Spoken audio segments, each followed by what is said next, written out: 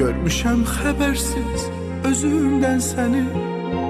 Ayılıb baxdım ki qucub balancı, öpürdüm güya ki üzündən sənin. Gülüm hər yoxunun, gülüm hər yoxunun bir mənası var.